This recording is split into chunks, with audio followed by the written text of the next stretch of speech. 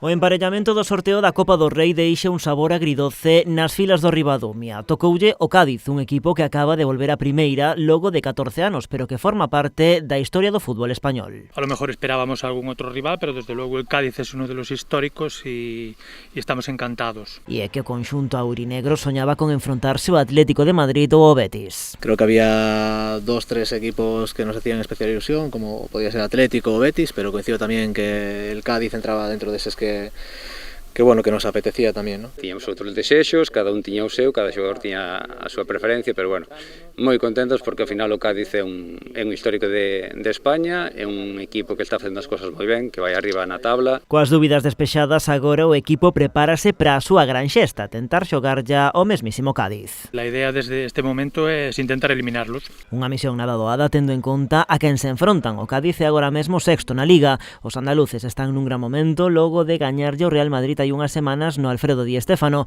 un fito que non ocorría dende había 110 anos. O adestrador do Ribadumia recoñece que pasar de fase é prácticamente imposible. La lógica dice que es casi posible, pero la otra intralógica del fútbol también dice que a partido único puede pasar cualquier cosa.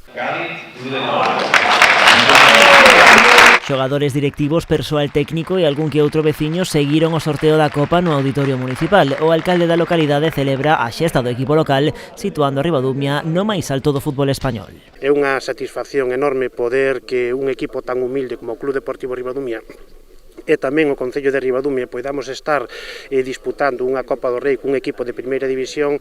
A verdade é que solamente hai que estar agradecidos e, polo tanto, a partir de agora traballar conxuntamente co Club Deportivo Ribadumia para que se poida disputar ese partido aquí en Ribadumia. Porque o desexo de todos é que o partido poida xogarse na Senra. La primera opción, la segunda y la tercera es jugar en estas instalaciones. Otro tema es que no nos lo permitan por alguna cuestión de logística, pero desde luego la apuesta firme de esta directiva y del Concello de Ribadumia es porque el Cádiz nos visite en estas instalaciones. Ao longo desta semana, técnicos da Real Federación Española de Fútbol achegaránse ata estas instalacións para avaliar se son aptas ou non para enfrontarse a todo un equipo de primeira división.